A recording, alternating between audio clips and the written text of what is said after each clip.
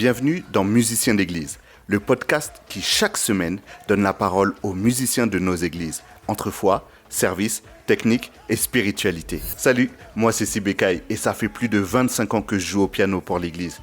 Au quotidien, je joue, j'écoute, je prie, je médite la parole, j'observe aussi. Je discute et je me pose des questions sur mon rôle dans l'église. Ce podcast, c'est ma manière à moi de donner la parole à tous ceux qui, comme moi, servent l'église au travers de leur musique. Alors que tu sois choriste, directeur de louange, musicien, chef de chœur ou simplement curieux, sois la bienvenue. Installe-toi confortablement, on va discuter ensemble et si ce n'est pas déjà fait, abonne-toi pour ne rater aucun des prochains épisodes. Et partage sur Instagram ce qui t'a parlé aujourd'hui en taguant @musicien d'église. Le tout au singulier. Ah oui, surtout, n'hésite pas de laisser un commentaire et donne-moi la note maximale. Ça me donnera la force pour continuer. Bienvenue dans ce nouvel épisode de Musiciens d'église. Aujourd'hui, j'ai l'immense honneur, je vais le dire comme ça, la grande joie de pouvoir accueillir ma sœur, mon sang, je peux l'appeler mon sang. Le sang de la et, veine. et le sang de la veine. Elisa, Oui, mon comment frère, tu vas? ça va super bien.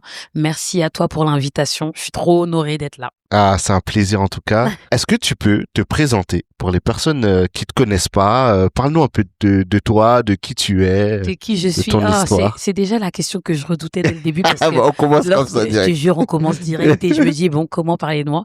Donc écoute, si je dois parler de moi, si je dois dire un peu qui je suis, donc Elisa Rose, Elisa R, comme on dit anciennement, chanteuse de zouk, qui a depuis quelques années donné sa vie au Seigneur et qui maintenant est une adoratrice, voilà, qui œuvre pour faire avancer le royaume de Dieu et voilà, j'ai 34 ans, je suis maman également et voilà. Cool. Est-ce que tu peux nous parler de cette transition-là entre chanteuse de zouk Yes. et comment t'as donné ta vie à Christ? Écoute, c'est vrai que cette année, ça fera 20 ans que j'ai sorti mon premier album Zouk, pour te dire. Ok. Voilà, donc ça me fait trop bizarre de me dire, effectivement, j'ai commencé à l'âge de 15 ans parce que mon papa était musicien, il était auteur. Mhm. Et donc j'ai commencé comme ça parce que j'étais dans une famille qui faisait de la musique. Ok. Ma maman était danseuse de gros mon papa était artiste Cool. live, etc. Ok. Donc j'ai toujours baigné effectivement dans la musique. Mhm. Et très tôt, mon papa a su déceler ça chez moi. Il se disait, mais en fait, ma fille, elle sait chanter. Et donc du coup, on en est venu à faire de la musique. Je faisais de la musique avec lui. Et voilà, j'ai sorti comme ça, voilà, un premier titre en étant un peu entourée de piliers, de pionniers un peu, voilà. Et puis finalement, donc j'ai fait ça pendant quelques années. Et effectivement, le Seigneur est venu à m'attraper, Ouais. attraper mon col, attraper mon col en 2020. Et en fait, j'ai su que je ne pourrais plus faire machine arrière Ouais. et que là, il y avait vraiment un shift qui s'était produit dans ma vie. Voilà, il y a eu un événement très marquant de ma vie qui a fait que j'ai décidé de suivre le Seigneur. Mhm. Et depuis, je me dis en fait que tout appartient à Dieu. Donc, Ouais. il faut que je mette mon talent, tout simplement à profit pour le royaume. Donc voilà. T'avais quand même une certaine notoriété. Ouais. Au moment où ça arrive. Ouais. Comment ça se passe dans ta tête quand tu dis ouais, il faut que je serve Dieu, Ouais. mais en même temps, il y a beaucoup de gens qui te connaissent, mais qui te connaissent avec d'autres paroles, dans un autre univers. Tout à fait. Comment toi tu le vis? Est-ce que tu appréhendes la façon dont les gens vont recevoir ça? Ouais, totalement.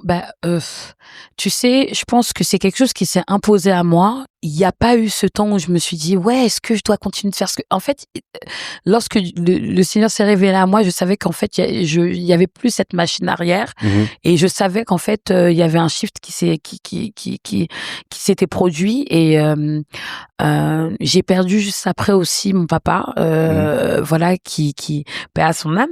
Et j'ai perdu mon papa. Et c'est vrai que c'est avec lui que je faisais de la musique. Et en fait, à ce moment-là, j'avais plus non plus ce goût de continuer à le faire sans lui. C'est comme si un chapitre s'était tourné. Ouais.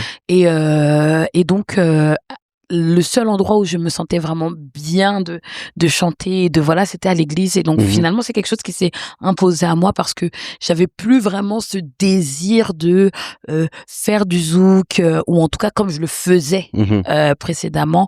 J'avais plus réellement ce désir. Ça s'est juste imposé à moi et voilà, j'ai juste suivi ce que je ressentais aussi. Est-ce que ça t'a traversé l'esprit de faire du zouk chrétien? Mais totalement. Et c'est des choses que j'ai pu collaborer par exemple avec Nixon sur du compas, j'ai pu collaborer également avec DJ H509 et je sais que on m'attend énormément. À chaque fois on me dit mais pourquoi tu ne fais pas? Non, c'est vrai que je pense que j'avais besoin ces dernières années aussi de me retrouver moi, de prendre du temps pour moi et de me faire aussi à l'idée que la musique que t'as faite hier, bah c'est plus ce que tu vas faire aujourd'hui. De me faire à l'idée que la musique que tu faisais avec ton papa, c'est plus comme ça que tu vas le faire aujourd'hui. Et en fait, il y avait tout ce temps-là aussi où j'avais besoin de m'acclimater avec cette nouvelle condition, cette nouvelle situation et de me dire aussi, si je fais quelque chose là, faut que je le fasse aussi au bénéfice du royaume et pour Dieu et de le faire bien. Donc c'est pour ça que voilà, je sais que je vais être amenée à le faire parce que le Seigneur me demande de le faire.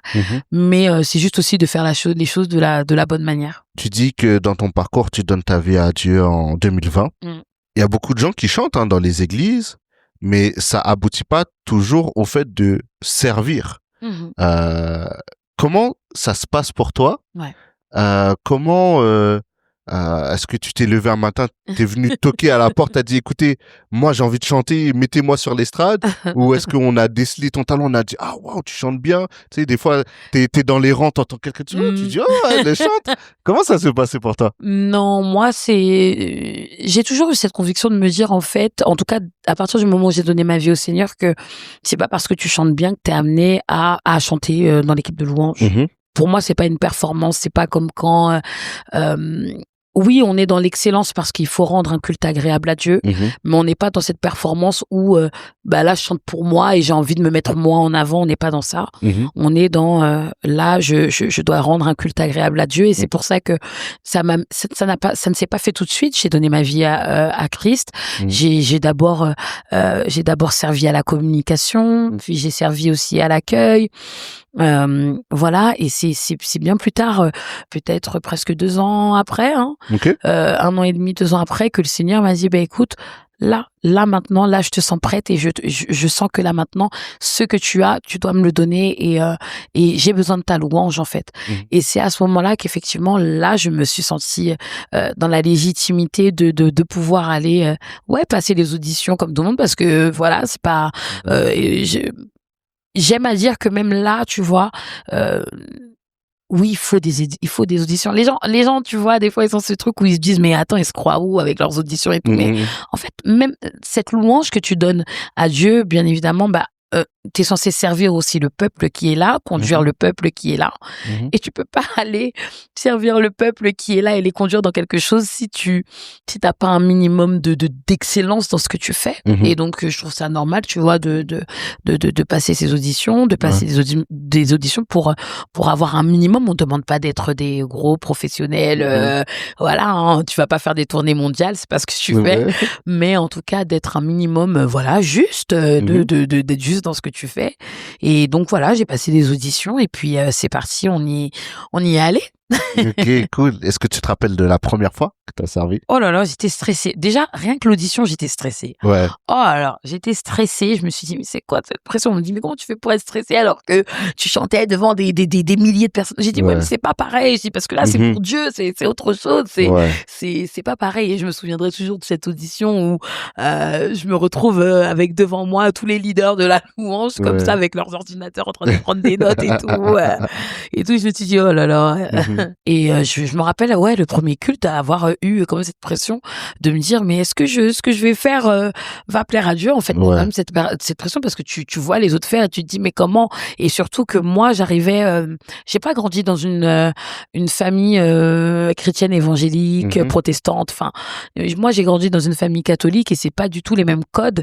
Donc, c'est pas du tout les mêmes codes. Et je suis arrivée, je me suis dit, purée, moi, les chants qu'ils chantent là, je les connais même pas. Je dois tout apprendre. Dieu merci, ça faisait déjà là, comme je te disais, à peu près 1 an et demi, 2 ans que j'étais là. Donc, il y a des chants que t'entends, qui reviennent, etc. et tout. Mais en fait, c'est toute une culture à t'approprier. Moi, la culture gospel, je l'avais pas. C'est pas quelque chose que j'avais, tu vois. Et c'est toute une culture que que tu dois t'approprier, etc. Parce que toi, ça fait pas partie de ton, t'es pas né dedans. T'es pas né dedans, tu vois. Naturel. Voilà, comme beaucoup de l'équipe qui disaient, ah ouais, moi, j'y suis là depuis suffit que je voilà.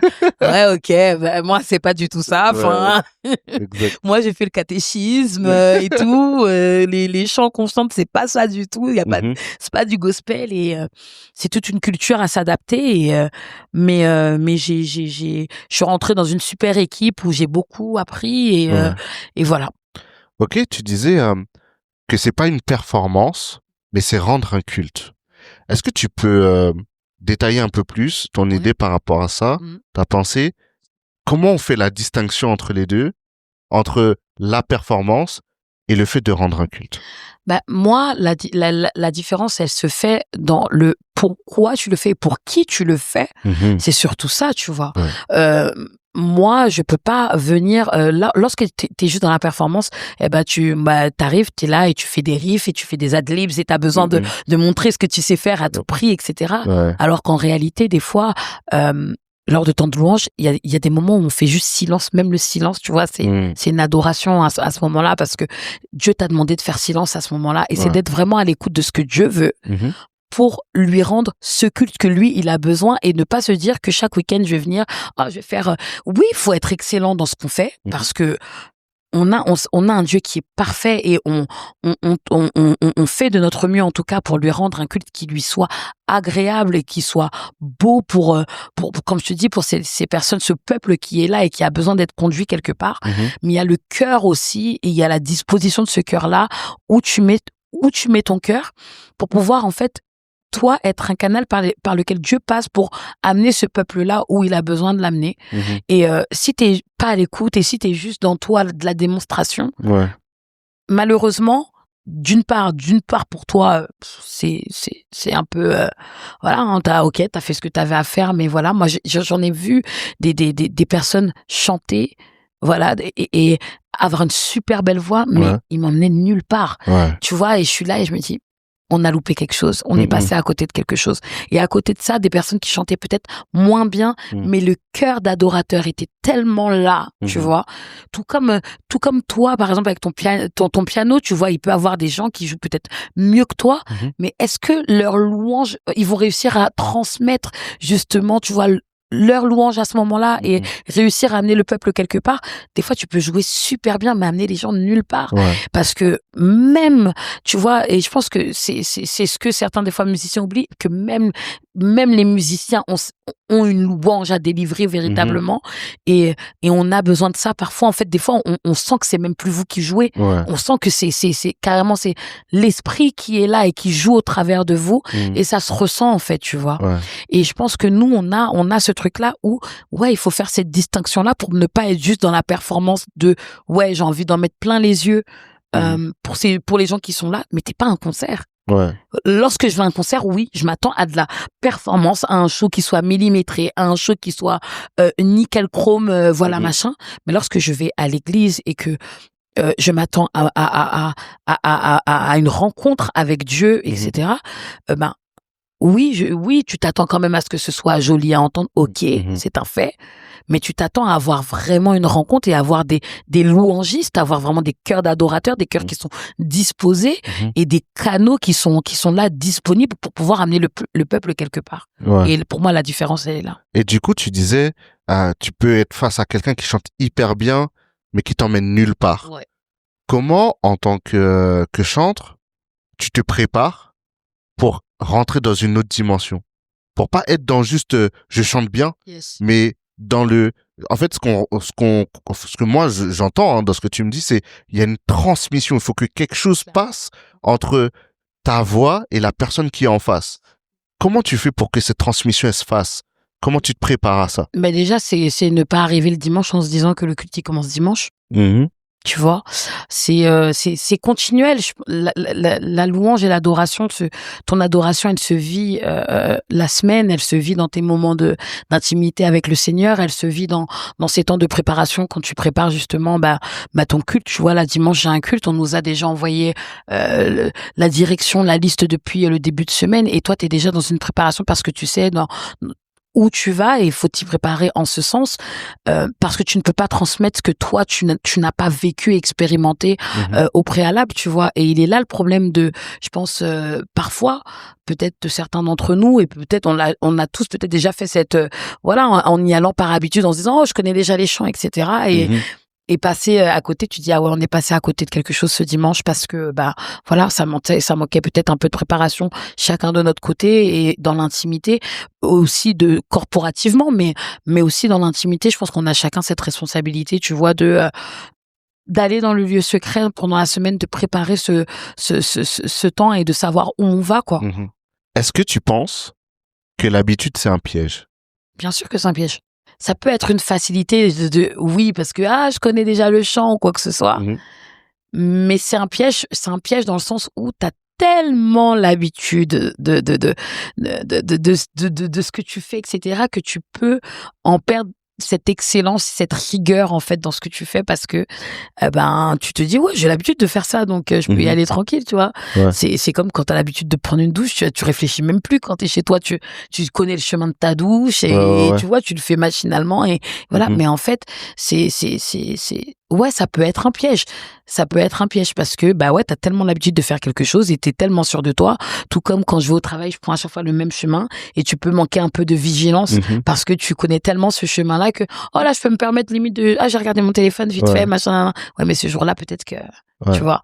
Donc je pense que on peut manquer de vigilance par moment en se disant j'ai l'habitude de faire ce que je fais et de passer à côté de quelque chose.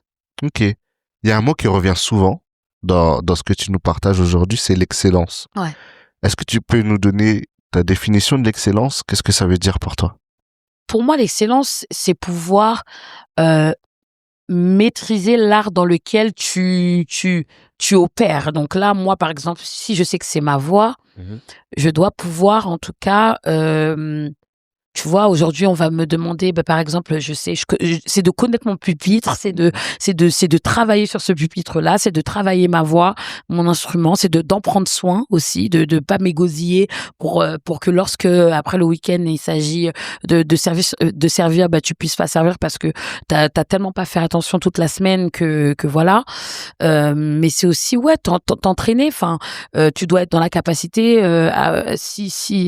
là, aujourd'hui, je suis choriste dans mon église, si le leader décide il a sorti un chant là comme ça, et puis là faut harmoniser, puis là toi t'es là, attends, comment on fait encore, c'est quoi encore? Non, tu dois pouvoir travailler aussi, tu vois, toi, le rôle que tu occupes pour pouvoir être performant dans ce que tu fais, pouvoir être excellent dans ce que tu fais, et qu'on ne soit pas toujours derrière toi pour te dire mais là en fait t'aurais dû faire ça.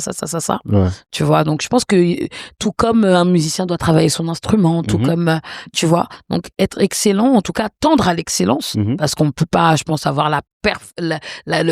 avoir la prétention de dire oui, je suis excellent dans le truc, mais en tout cas tu tends à être excellent dans ce que tu fais, donc tu mets en place des choses, des stratégies pour pouvoir, en tout cas, être meilleur qu'hier. Et comment toi tu travailles du coup? C'est quoi ton quotidien en tant que chantre? Comment tu travailles? C'est quoi ta routine musicale? Je te cache pas, je vais pas faire la mytho, hein. Il y a des fois où il y a des périodes où je vais pas du tout travailler sur ça parce que t'es happé par ton quotidien et tout. Mais il y a d'autres fois où c'est des exercices, ne serait-ce que de respiration. En plus, moi, je suis enseignante dans la vie de tous les jours, donc je parle en continu. C'est de faire attention à la manière dont je pose ma voix aussi au travail. Ensuite, ça va être de répéter certains chants, faire des exercices de respiration, faire des exercices pour réchauffer la voix, etc.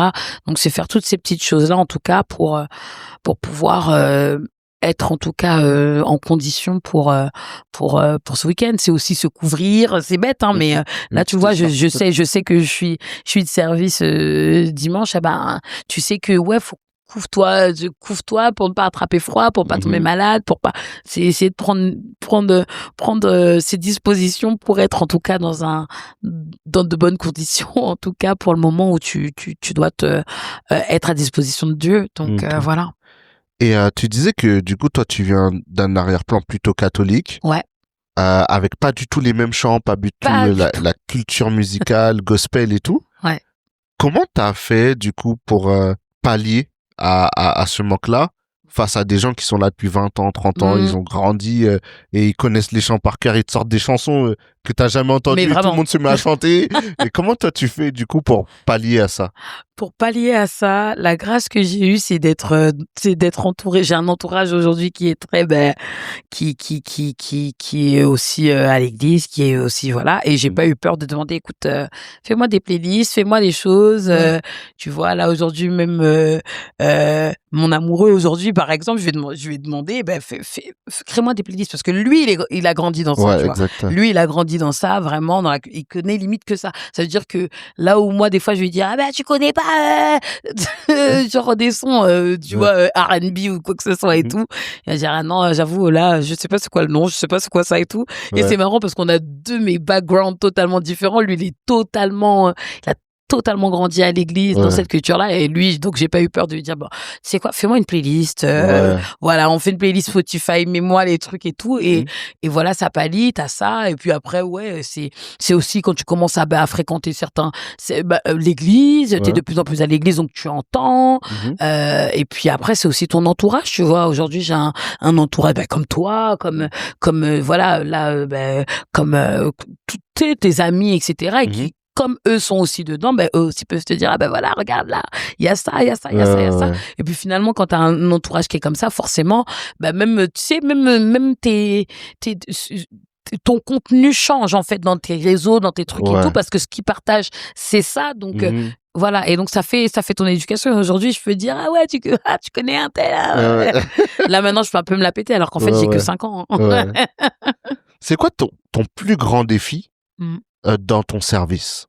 Tu vas être bon dans ce que tu fais, et à un moment donné, on peut te dire que tu es bon dans ce que tu fais. Il faut faire attention à où tu places ton cœur. Et je pense que ça, c'est vraiment un défi, parce que à ne pas s'enfler d'orgueil, à ne pas, c'est justement tomber dans la performance. Tu vois. Et ça, moi, je trouve que c'est un défi pour toute personne qui est sur l'estrade, en fait. T'es sur l'estrade, tu es visible, donc et justement, il y a beaucoup de gens qui cherchent à être visibles, à être sur l'estrade, à voilà, etc. Et toi, tu y es, et c'est de ne pas justement perdre l'objectif de vue, qui est de base de mettre en avant le Seigneur, tu vois. Il s'agit de lui, il ne s'agit pas de toi. Et moi, c'était un défi, parce que forcément, moi, je viens d'un truc où je performais sur scène pour me mettre moi en avant, tu vois, mettre ma chanson en avant, mes trucs en avant. Donc, et là, tu sais que tu montes sur l'estrade, mais tu montes pour toute autre chose. Donc, en fait, c'est déconstruire ce truc de en fait, là, il ne s'agit pas de toi. Et ça, ne jamais l'oublier, tu vois. Donc là, aujourd'hui, Dieu me fait grâce, tu vois, je sais ce pourquoi je monte sur l'estrade et tout. Mais en fait, t'es jamais à l'abri. Tu vois. Et justement, ne pas faire attention à ces choses-là, c'est implicitement, ça quand même te mettre un peu en danger vis-à-vis d'une chose. Donc, faut toujours être consciente de cette chose-là, et de te dire, attention, tu vois. Si tu vois un petit, attention, tu vois. Pour garder la bonne attitude, la bonne posture. C'est de vraiment garder la bonne posture. C'est ça qui est un défi, je pense. Je sais qu'il y a des gens, ça les met mal à l'aise quand on vient leur dire « Waouh, tu chantes trop bien, waouh, tu joues trop bien ». Quand quelqu'un vient et te complimente, comment toi tu le vis? Comment tu réagis? Moi, je vais pas faire la mytho, parce que pour moi, c'est aussi de l'orgueil que de dire non, mais machin. Parce que tu sais, en réalité, si Dieu te donne quelque chose, sois reconnaissant pour ce que Dieu aussi te donne. Tu vois ce que je veux dire? T'as joué. Moi, quand on vient me voir, je dis, gloire à Dieu, si t'as été béni, gloire à Dieu, tu vois. Et je vais pas me dire, non, mais machin, non. Il y a une différence entre ça et dire, je sais, tu vois, non, je sais, c'était, non, faut quand même être reconnaissant de, merci. Franchement, merci. Franchement, si ça a pu te bénir, gloire à Dieu. Et je suis contente, parce que ça te conforte dans, justement, là où Dieu t'a placé, tu vois, et tu te dis, ok, je sais pourquoi je le fais. Je sais pourquoi Dieu m'a placé là. Et je suis à ma place dans ce que je suis en train de faire. Mais c'est juste de se dire, voilà, faut le juste milieu. Faut pas que lorsque tu viennes, on vienne te voir, que tu sois là en mode, non, mais de toute façon, je sais, je suis, regarde qui je suis, machin. Non, c'est pas ça. Mais je pense qu'il faut quand même être dans la capacité de se dire, Ouais, merci en fait. Merci, effectivement, et ça fait plaisir parce que tu te dis que tous les efforts que toi tu mets à disposition pour en tout cas rendre ce culte agréable pour tout le monde, à Dieu, mais aussi pour l'assemblée, eh ben tu te dis ah oui, c'est quand même visible. Ça porte du fruit. Ça porte du fruit, tu vois. Et ça fait quand même plaisir de voir que ça porte du fruit, surtout quand tu sais que, par exemple, moi, comme je te dis, c'était vraiment le défi de se dire, ouais, en fait, je viens de ce background-là, est-ce que je vais réussir à faire les choses? Et quand les gens te disent, j'ai été béni par ta louange, j'ai été béni, tu dis, waouh, merci Seigneur, parce que voilà, en fait, là, aujourd'hui, je sais pourquoi, je sais pourquoi je te sers de cette façon-là et ça bénit des gens et gloire à Dieu. Tu as toujours rêvé de jouer du piano et de comprendre la musique, mais tu ne sais pas par où commencer? Bonne nouvelle! La formation de novice à débutant en 30 jours est faite pour toi. En 30 jours, à raison de 15 minutes par jour, tu vas apprendre toutes les bases. Te repérer sur le clavier. Comprendre les accords, les gammes, les tonalités. Et même jouer 4 chansons d'adoration, étape par étape. Pas besoin d'avoir fait le conservatoire. Cette formation est pensée pour les personnes qui partent de zéro. Et tout ça pour un prix accessible à tous. Tu veux commencer dès aujourd'hui? Rends-toi vite sur Instagram @mesdoilador. Tous les détails t'y attendent. C'est l'occasion que tu attendais pour enfin apprendre à jouer au piano. J'aime bien parler de ça, c'est l'appel. Comment tu as su que ton appel était dans la louange? Comment ça s'est manifesté pour toi? Je pense que quand t'as le cœur qui vibre tellement, tu sais, c'est quelque chose, tu peux même pas l'expliquer, mais tu le ressens au fond de toi, ça brûle en toi, quoi, ça brûle en toi. Et moi, je sais que ça brûlait de plus en plus en moi et je savais que c'était ça.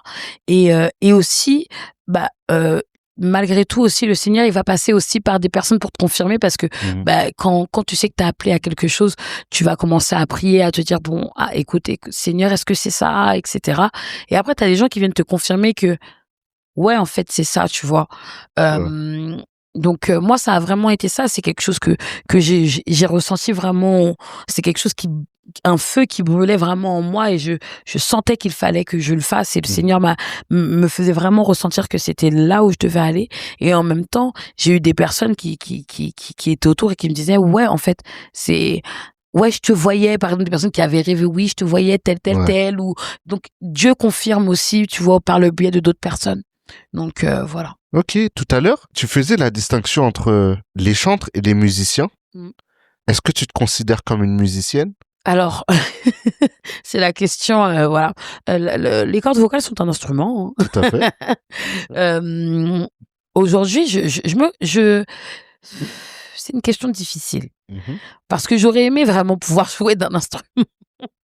Je reviendrai toujours à ça, mais je pense que malgré tout, aujourd'hui, tu vois, par exemple, si j'ai besoin de composer quelque chose, je vais être capable de pouvoir dire au gars, oui, voilà, là, je veux exactement ça, de telle façon, je vais même te le chanter, oui, je veux je vais te le dire comme ça, et je considère aussi que c'est, malgré tout, c'est aussi une part c'est quand même aussi être musicien, en tout cas d'avoir l'oreille qui est très musicale et de savoir ce que tu veux. Pour autant, je reste toujours frustrée de ne pas jouer d'instrument de musique. Je suis très frustrée. Je te pose cette question-là parce que souvent, on a cette opposition-là qui se fait dans les groupes de louanges. Il y a les musiciens et les chantres, tu vois. Comme si, en gros, c'était deux travails totalement différents. C'est quoi, toi, ton point de vue par rapport à ça? Moi, je trouve que c'est plus une collaboration. Ok. C'est plus une collaboration, on travaille ensemble.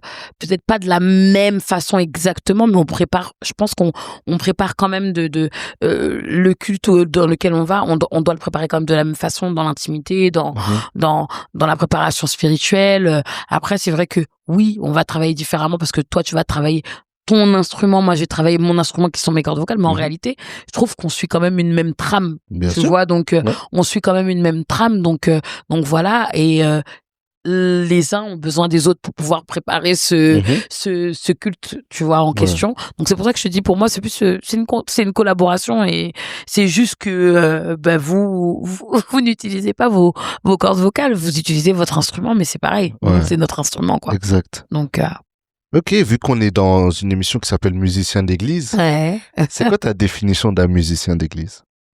Un musicien d'église, c'est un musicien qui met à profit, en tout cas, ses dons et ses talents en rapport avec la musique, en tout cas à profit pour rendre la gloire, pour rendre son adoration, sa louange et la gloire à Dieu. Okay. C'est vraiment ça, tu vois. C'est pas et je pense que tu vois, il y a une distinction entre musicien d'église et un musicien qui joue à l'église. Ok. Tu vois. Il y a des personnes qui peuvent venir jouer à l'église, que tu vas appeler parce que là, faut dépanner peut-être, et des fois, on peut faire... Mais où est ton cœur? Je sais pas. Tu vois. Donc, je pense que c'est pas juste jouer, c'est ce que je te disais tout à l'heure. Même les musiciens, vous nous transmettez votre louange et votre adoration, elle se ressent aussi dans votre façon de jouer. Et le musicien d'église, c'est celui qui véritablement vient apporter sa louange et son adoration au travers de son instrument pour rendre un service qui soit agréable à Dieu au travers son don, quoi. On parlait beaucoup de la culture d'église. Ouais. Le musicien d'église, c'est quelqu'un qui a aussi cette culture-là d'église? Bah, moi, je pense que tout comme moi, ça peut être quelqu'un qui a débarqué il y a 5 ans, hein. Enfin, tu vois. Et je pense que, en fait, je pense que lorsque l'Esprit de Dieu est là, toute chose est possible en réalité. Tu vois, ça peut être quelqu'un qui de base n'a pas les codes, parce que oui, il y a les codes gospel, il y a tout ça, tu vois, malgré tout. Et c'est quelqu'un qui les a pas, mais qui va être très à l'écoute, très prendre des conseils aussi des frères et sœurs qui eux sont déjà musiciens, etc. Et de savoir, voilà, de pas hésiter à poser des questions. Si nous, en tant que chantre, on peut le faire, le musicien aussi peut le faire. On n'a pas tous le même background. Certains ont grandi dedans, d'autres viennent d'arriver. Pour autant, je pense que tu peux être tu peux être un musicien d'église, parce que pour moi c'est aussi c'est le cœur et c'est vraiment le cœur et la disposition, tu vois, vraiment quelle est ta disposition, la disposition de ton cœur dans tout ça. Ok. J'ai vraiment l'impression que pour toi, le musicien d'église, c'est rien à voir avec la performance, mais surtout avec l'état d'esprit du cœur. Mais je pense que malgré tout, il y a quand même, comme je te parlais, ce côté d'excellence, je pense. Le musicien, pour moi, doit arriver aussi avec ce truc où il se dit, je suis désolée, si tu peux être excellent, tu vois, là, on a de plus en plus de musiciens qui sont à l'église, mais qui jouent aussi à l'extérieur, parce que c'est leur métier, etc. Et qui arrive à être excellent aussi bien que s'il jouerait pour un artiste, voilà. Tu dois pouvoir mettre de l'excellence dans ce que tu fais encore plus, même le dimanche lorsque tu viens, tu vois.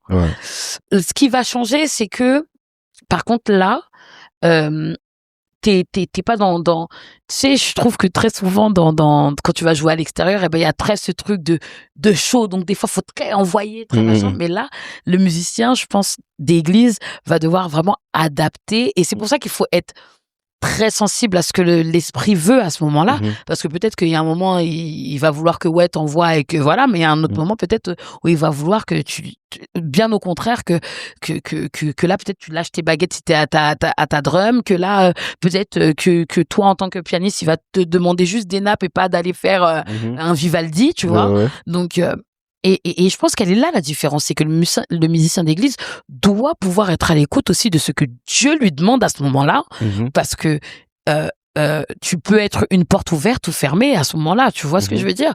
Donc si tu ne saisis pas à ce moment-là, là où Dieu a envie d'emmener son peuple, et que toi t'es juste dans le je veux faire ma performance et montrer que j'ai super bien joué, mais là tu nous as fait peut-être louper le moment où on allait avoir ce shift, parce que là c'était toi qui devais ouvrir à ce moment-là les portes, tu vois. Ça, c'est un phénomène qu'on voit aux États-Unis, qu'on voit de plus en plus en France.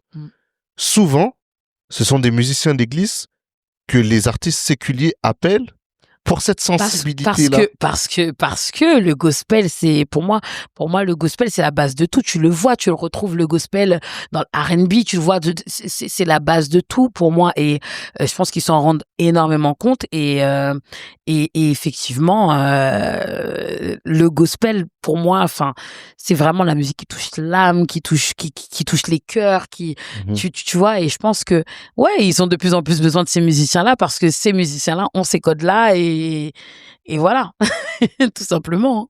C'est intéressant de pouvoir parler avec toi parce que la plupart de mes invités jusque-là, ils ont tous grandi dans l'église. C'est ça, et moi pas du tout.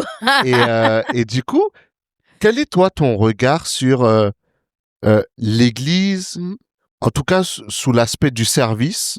Est-ce qu'il y a des choses qui t'ont peut-être interpellé, choqué, troublé? Est-ce qu'il y a des trucs que tu as trouvé bizarres quand tu as voulu commencer à servir dans l'église, sachant que tu n'as pas ce background-là? Je pense que les choses que j'ai pu trouver bizarres, qui ne sont pas forcément moi de mon expérience, mais que j'ai pu en tout cas constater, c'est ce manque des fois d'équilibre, je trouve. Tu vois, le truc où tu as tellement envie de servir, mais au final, est-ce que tu sers Dieu, est-ce que tu sers l'homme de Dieu, ou est-ce que tu sers plutôt...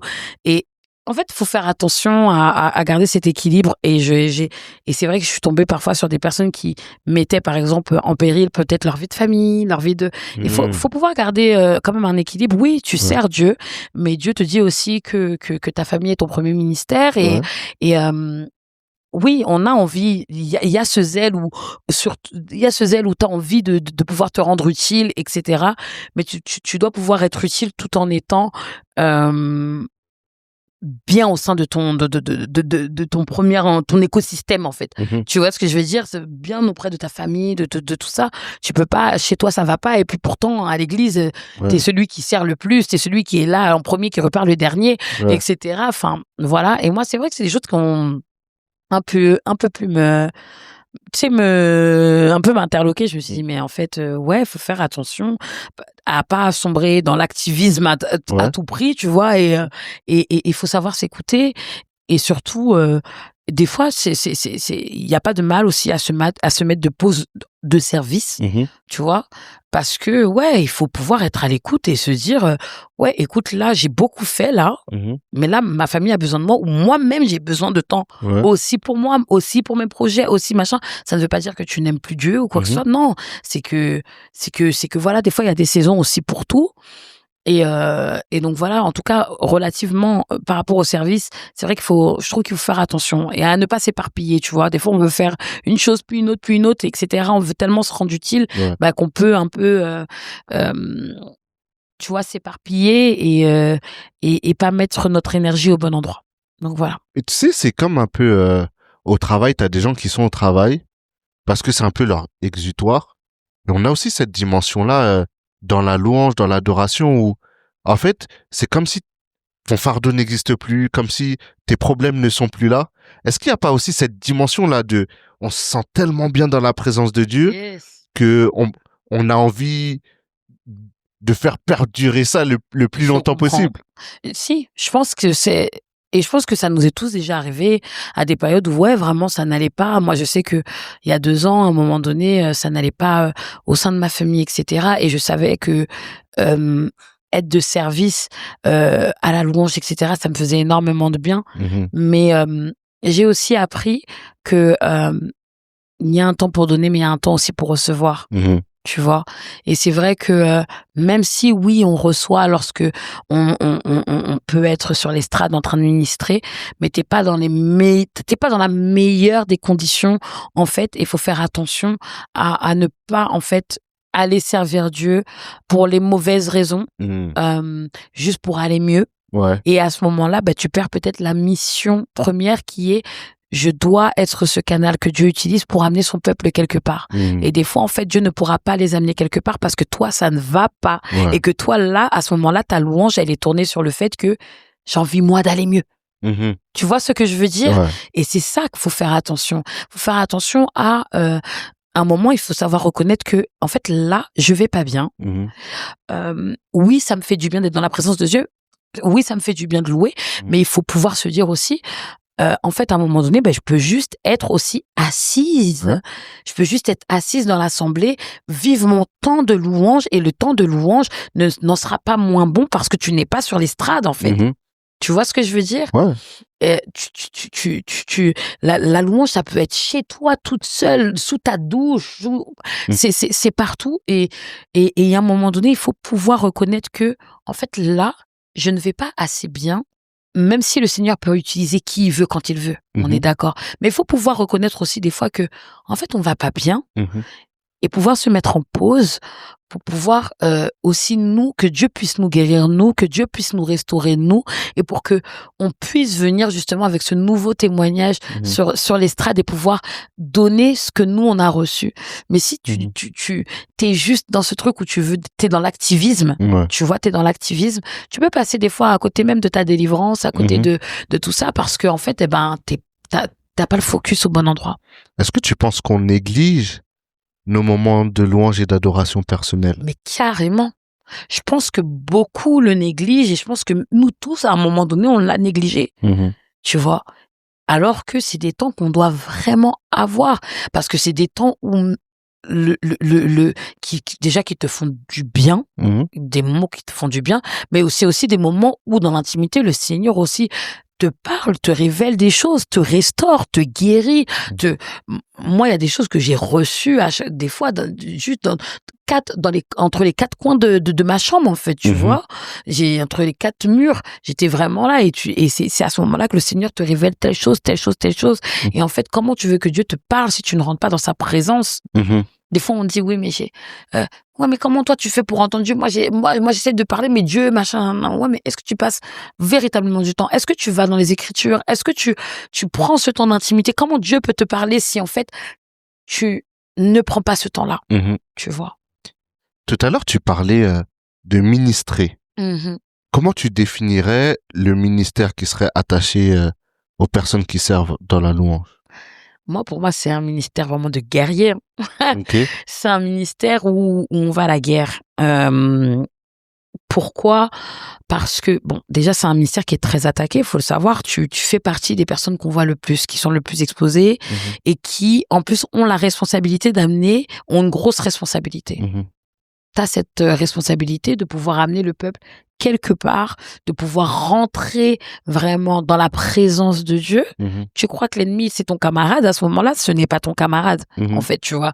L'ennemi, lui, ça lui plaît pas que tu puisses, en fait, emmener des gens à pouvoir rentrer dans la présence de Dieu et aller chercher peut-être leur guérison, leur délivrance, leur toutes ces choses-là. Donc, c'est un ministère où, pour moi, c'est un ministère qu'il faut pas prendre à la légère. Et je te dis, il y a des fois, je dis, les gens, ils sont là, ils veulent, tu sais, à tout prix servir à la louange sans imaginer le fardeau, pas le fardeau en négatif, mais vraiment le poids de la responsabilité de ce ministère-là. Il y a une responsabilité qui voilà, à chaque fois qu'on monte sur cette estrade qui est sacrée et qu'on va ministrer, on part à la guerre, les gars, en fait.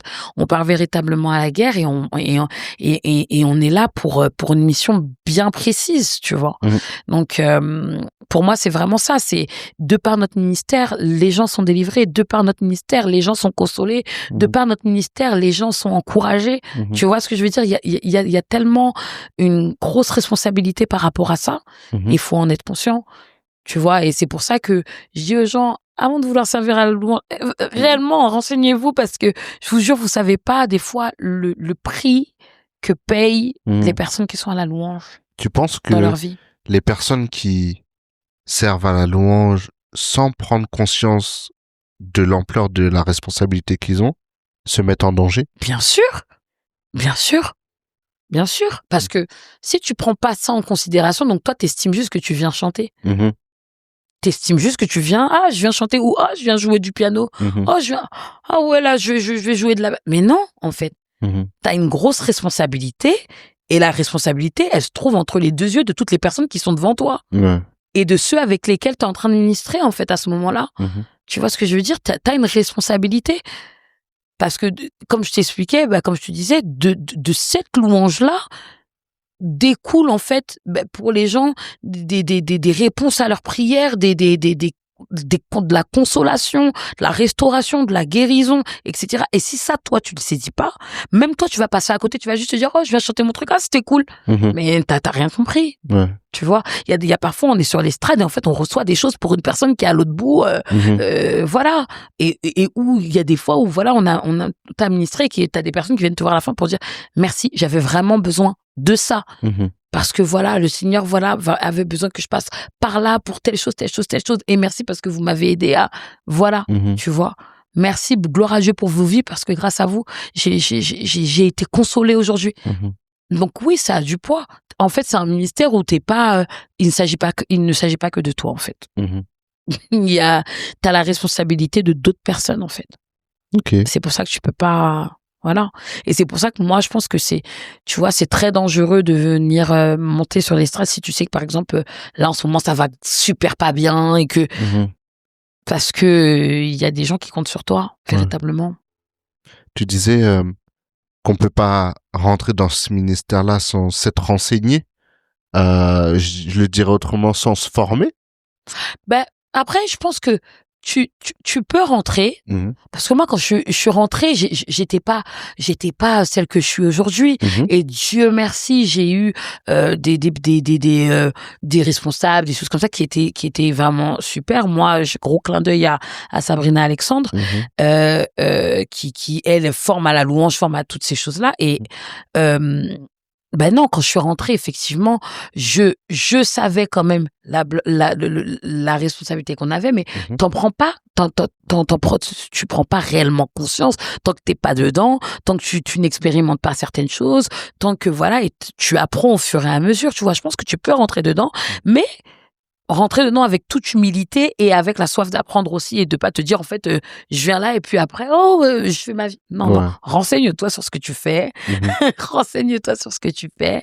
Sois à l'écoute, n'aie pas peur de poser des questions, n'aie pas peur d'avoir des discussions comme on a là aujourd'hui, toi et moi, d'avoir des discussions qui vont t'apporter, qui vont t'enrichir et voilà. En fait, servir à la louange, c'est un process. C'est un process et il faut savoir être enseignable. Je pense que si t'es pas enseignable, c'est compliqué. En tout cas, et ça, c'est même pas que pour la louange, c'est de manière générale dans la vie, en vrai. Faut savoir être enseignable. Faut jamais penser que tu sais tout. Bah, par exemple, là, j'arrive non, mais moi, je sais super bien chanter, donc j'ai pas... Non, mais non, tu vois. Donc, faut savoir être enseignable, il faut savoir se dire, en fait, voilà, je peux recevoir de mon voisin, de ma voisine, etc. Et il a quelque chose à m'apporter. Ok. On arrive à la fin de l'émission, déjà. Waouh!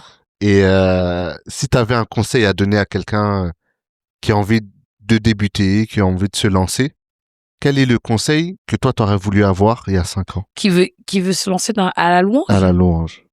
Sois sûr que ce soit ton appel. Sois sûr que ce soit ton appel pour de vrai. Vois tes motivations, ne le fais pas pour toi, voilà. Sois vraiment sûr que Dieu t'appelle à ça, même si tu sais super bien chanter. Voilà. Il y a plein de gens qui savent super bien chanter et pourtant qui sont appelés à être dans un autre ministère. Sois sûr que Dieu veut t'utiliser là. Et surtout, aie soif d'apprendre. Aie soif d'apprendre et sois enseignable, en fait. N'aie pas peur de poser les questions qu'il faut poser. Parce qu'on a toujours à apprendre de quelqu'un. Certes, voilà, on apprend aussi en ouvrant ta Bible, mais t'apprendras aussi en posant les questions à des personnes qui sont là avant toi, etc., et qui auront des questions et des réponses pour toi qui vont t'apprendre, qui vont t'apprendre des choses. Donc voilà, être enseignable. Super. Bah merci beaucoup, Elisa. Merci à toi. C'était un plaisir de t'avoir. Et on se retrouve la semaine prochaine pour un nouvel épisode de Musiciens d'église. Merci à toi d'avoir passé ce moment avec nous. J'espère que tu as appris des choses et que ça t'encourage à aller plus loin dans ton service. Si c'est le cas, abonne-toi, partage-le autour de toi. Et si tu veux témoigner ou me partager ton expérience, écris-moi sur Instagram, @musicien d'église. Je serai ravi d'échanger avec toi. Malheureusement, cet épisode touche à sa fin. Mais on se retrouve très vite pour une nouvelle conversation entre musiciens d'église.